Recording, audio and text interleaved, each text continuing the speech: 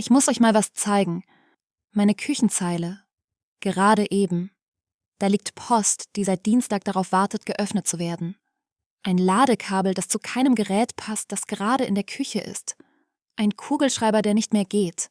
2 Pfandbons, ein Haarband, ein Glas, das da seit gestern steht. Und eine einzelne Socke. Eine einzelne Socke. Fragt mich nicht, wie die da hingekommen ist. Ich weiß es nicht. Die Socke wahrscheinlich auch nicht. Und mein Esstisch? Der macht direkt mit. Eigentlich soll man da essen. Oder sitzen. Oder reden. Oder kurz Luft holen. Stattdessen sieht er aus wie das Außenlager für alles, was im restlichen Leben noch keine Entscheidung bekommen hat. Kennt ihr das? Oder bin das nur ich? Und genau da kommt dann oft dieser Satz, räum's doch einfach mal weg. Oder du brauchst nur eine Grundordnung. Und ehrlich? Wenn du bei solchen Sätzen eher die Augen verdrehst als loslegst, dann liegt das nicht daran, dass mit dir etwas nicht stimmt, sondern oft daran, dass Küchenzeile und Esstisch kein Disziplinproblem sind, sondern ein Alltags- und Reibungsproblem. Heute schauen wir uns an, warum genau diese Flächen alles anziehen, was das mit unserem Kopf macht und wie man das abbauen kann, ohne sich dabei noch schlechter zu fühlen. Denn du bist nicht faul, nicht kaputt und ganz sicher nicht allein. Du hast nur Flächen, die gerade für viel zu viele Dinge gleichzeitig zuständig sind. Manchmal braucht es nur eine andere Sichtweise, eine Tür im Kopf, die man bisher übersehen hat. Stopp! Warum passiert das überhaupt?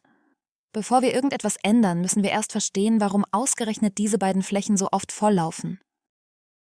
Erstens, weil diese Flächen mitten im Alltag liegen. Küchenzeile und Esstisch sind keine neutralen Möbelstücke. Das sind Hochleistungsorte. Hier wird gekocht, gegessen, geplant, abgestellt, zwischengelagert. Hier kommt die Post an. Hier landet der Einkauf. Hier wird kurz etwas abgelegt, weil man gerade keine Hand mehr frei hat und auch keine Lust auf eine Lebensentscheidung über einen Kassenbon. Diese Flächen sind wie die Schaltzentrale des Hauses und genau deshalb werden sie so schnell zur Sammelstelle. Die Küchenzeile ist nicht chaotisch, weil sie dich ärgern will. Sie ist einfach zu praktisch. Keine Tür, kein Deckel, keine Hürde. Armhöhe, schwupps, hingelegt. Die Küchenzeile ist wie der nette Kollege, der einmal gesagt hat, ich mach das kurz. Und seitdem bekommt er jedes Problem auf den Tisch. Zweitens, weil dort nicht Dinge liegen, sondern offene Entscheidungen. Das ist für mich einer der wichtigsten Punkte. Auf deiner Küchenzeile liegen meistens nicht einfach nur Sachen. Da liegen offene Schleifen. Ein Brief ist nicht nur ein Brief, er ist die Frage, muss ich den lesen? Ablage, Müll, Rechnung, später? Wichtig? Wer kümmert sich? Ein Ladekabel ist nicht nur ein Ladekabel, es ist die Frage, wohin gehört das? Brauche ich das heute noch? Warum ist das überhaupt hier? Und genau deshalb macht diese Art von Chaos so müde. Dein Kopf sieht nicht nur Dinge, er sieht kleine, unerledigte Aufgaben, ganz viele kleine Kümmer-dich-um-mich-Signale gleichzeitig. Einzeln wäre das nicht schlimm, aber 10 davon? 20? 30? Das ist keine Deko, das ist ein Meeting. Drittens, weil Dinge ohne Zuhause irgendwo wohnen müssen. Wenn etwas keinen festen Platz hat, dann zieht es durch die Wohnung wie ein kleiner heimatloser Nomade. Post, Schlüssel, Stifte, Batterien, Notizzettel, Rückgabesachen. Die landen dort, wo gerade am wenigsten Widerstand ist. Also auf der Küchenzeile. Oder auf dem Esstisch. Nicht, weil du chaotisch bist, sondern weil der Weg dorthin kürzer ist als der Weg zu einem Ort, den es vielleicht gar nicht richtig gibt. Viertens, weil der Kopf müde wird und das Muster sich einschleift. Irgendwann am Tag ist der Punkt erreicht, an dem das Gehirn innerlich sagt, weißt du was? Ich entscheide heute gar nichts mehr. Der Zettel bleibt da. Der Kassenbon auch. Und über das mysteriöse Ladekabel sprechen wir morgen. Das ist keine Faulheit. Das ist Erschöpfung. Und weil wir in ähnlichen Situationen oft dieselben Dinge tun, wird daraus ein Muster. Reinkommen. Tasche abstellen, Post auf die Ablage, Schlüssel daneben.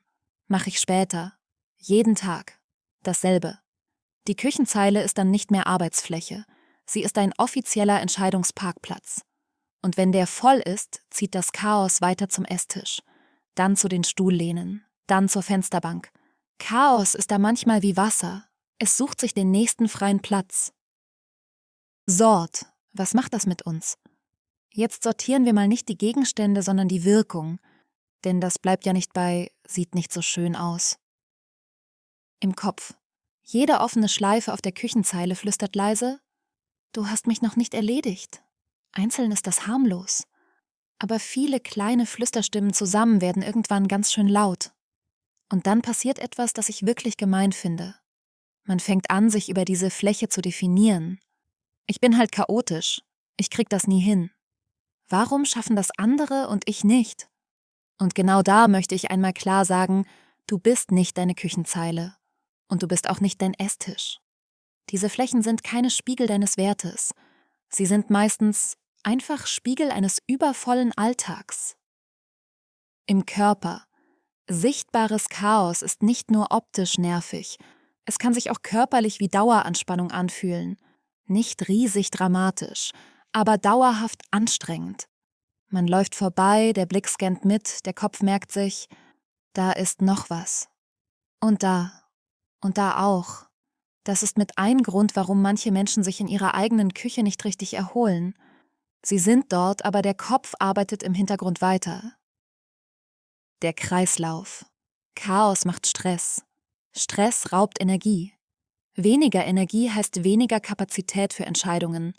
Weniger Entscheidungen heißt, mehr Zeug bleibt liegen. Mehr Zeug heißt mehr Chaos. Und irgendwann kommt dann der Satz: Räum doch einfach mal auf. Aber Vorwürfe helfen hier nicht. Nicht von außen. Und erst recht nicht von innen. Scham räumt keine Küchenzeile auf. Scham macht nur, dass man sie am liebsten gar nicht mehr anschauen will. Step: Was hilft wirklich? Jetzt wird es praktisch. Nicht perfekt, nicht Instagram. Nicht ab heute bist du ein neuer Mensch, sondern alltagstauglich. Erstens: Neue Parkplätze schaffen. Bevor du irgendetwas verbietest, brauchst du Alternativen. Wenn immer dieselben Dinge auf der Ablage landen, dann brauchen genau diese Dinge ein Zuhause. Zum Beispiel eine kleine Postbox, eine Raus-aus-der-Küche-Kiste und eine kleine Ablage für heute zu klären. Nicht 10 Kategorien, nicht ein Ordnungssystem mit Doktortitel. 3 kleine Landebahnen reichen oft schon. Wichtig ist, diese Behälter sind kein Deko-Projekt. Sie sind ein Auffangnetz für echte Tage. Und sie dürfen ein Limit haben. Wenn die Box voll ist, ist das kein persönliches Versagen. Es heißt nur, jetzt sind mal 5 Minuten Mini-Entscheidung dran. Zweitens: Gib der Fläche ihren Job zurück. Nicht, da darf nie wieder etwas liegen, sondern diese Fläche hat eine Aufgabe. Küchenzeile gleich Kochen, Esstisch gleich Essen, Sitzen, Reden. Aber nicht Lagerhalle Nord. Sobald eine Fläche wieder eine klare Rolle bekommt, wird es leichter zu merken, was da eigentlich gar nicht hingehört. Drittens: Sammeln und Entscheiden trennen. Der Esstisch ist oft gar nicht das eigentliche Problem. Er ist nur der Parkplatz für Dinge, die woanders entschieden werden müssten. Also nicht alles direkt dort lösen, wo es rumliegt. Erst sammeln, in die Boxen damit. Müll und leere Verpackungen direkt weg. Dinge, die nicht in die Küche gehören, in die Rauskiste. Das bringt schnell Sicht. Und dann später gezielt entscheiden.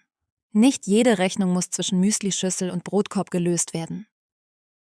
Viertens: 3 Minuten Abendreset. Nicht 1 Stunde. Nicht, ich mache heute die ganze Küche. Nur 3 Minuten. Lieblingssong an, Timer stellen. Einmal über Küchenzeile und Tisch. Müll weg, Gläser weg, lose Teile in die richtigen Boxen. Nicht perfekt, nur das Gröbste. Das Ziel ist nicht, dass alles glänzt. Das Ziel ist, dass sich kein Wochenend-Endgegner aufbaut. Fünftens: Wenn dann statt ich müsste mal. Ich müsste mal ist für viele Köpfe leider ungefähr so verbindlich wie wir sollten uns unbedingt mal wieder treffen. Hilfreicher ist, wenn ich die Post reinbringe, kommt sie direkt in die Postbox. Wenn ich vom Wohnzimmer in die Küche gehe, nehme ich auf dem Rückweg ein Teil mit. Wenn wir gegessen haben, räumen wir 3 Minuten die Fläche frei. Kleine, klare Regeln entlasten den Kopf, weil sie nicht jedes Mal neu verhandelt werden müssen. Sechstens: Weniger Reibung als das Chaos. Das ist vielleicht der wichtigste Satz des ganzen Videos. Ein System funktioniert nur dann gut, wenn es weniger anstrengend ist als das Chaos. Wenn dein Ordnungssystem komplizierter ist, als einfach alles auf die Zeile zu werfen, dann gewinnt die Zeile. Ein gutes System ist nicht das, was an motivierten Samstagen hübsch aussieht. Ein gutes System ist das, was am erschöpften Dienstagabend noch eine Chance hat. Gut zu wissen. Noch 2 Gedanken, die ich an diesem Thema besonders wichtig finde. Erstens, ein Raum muss nicht perfekt sein, um entlastend zu wirken. Es geht nicht um Katalogoptik, es geht darum, ob sich deine Küche wie Belastung anfühlt oder wie ein halbwegs freundlicher Ort. Zwischen Chaos und Perfektion liegt ein riesiger, wohnbarer Raum. Und der reicht. Und zweitens, kennt ihr das? Ihr merkt das Chaos im Alltag irgendwann kaum noch. Und dann kommt Besuch. Und plötzlich seht ihr eure eigene Wohnung mit fremden Augen und denkt, oh nein, seit wann wohnt dieser Stapel eigentlich hier? Das passiert, weil unser Gehirn Dinge ausblendet, die schon lange da sind. Es versucht uns zu schonen. Nur leider schont es uns damit nicht wirklich, weil der Stress im Hintergrund weiterläuft, auch wenn wir ihn nicht mehr bewusst sehen. Fazit. Was nehmen wir also mit? Deine Küchenzeile und dein Esstisch sind keine Spiegel deines Charakters. Sie sind meistens Spiegel deines Alltags. Wenn sie dauernd volllaufen, heißt das nicht, dass du unordentlich bist. Oft heißt es einfach, diese Flächen tragen gerade zu viele Rollen, zu viele offene Schleifen, zu viele kleine Entscheidungen, zu viel Alltag ohne Landebahn. Und deshalb hilft Druck hier so selten. Was hilft, ist nicht mehr Härte, sondern mehr Klarheit, weniger Fragen pro Gegenstand, weniger lose Zwischenstationen, mehr echte Parkplätze, mehr kleine Systeme, die auch dann funktionieren, wenn dein Kopf schon ziemlich voll ist. Denn das Ziel ist nicht, dass deine Küche aussieht wie ein Möbelhaus. Das Ziel ist, dass die dich weniger Kraft kostet. Und manchmal beginnt das nicht mit einem großen Aufräumen, sondern mit einer einzigen Entscheidung. Diese Fläche ist ab heute nicht mehr für alles zuständig. Und die Socke? Die hatte vermutlich die ganze Zeit ein Zuhause. Sie wusste nur nicht, wie sie wieder hinkommen soll. Kommt euch bekannt vor, oder? Wenn euch das Video geholfen hat, lasst gerne ein Abo da. Und wenn ihr jemanden kennt, der gerade auf seine Küchenzeile starrt und sich fragt, was mit ihm nicht stimmt, schickt ihm dieses Video. Manchmal ist eine Tür im Kopf alles, was man braucht. Bis zum nächsten Mal. Passt auf euch auf.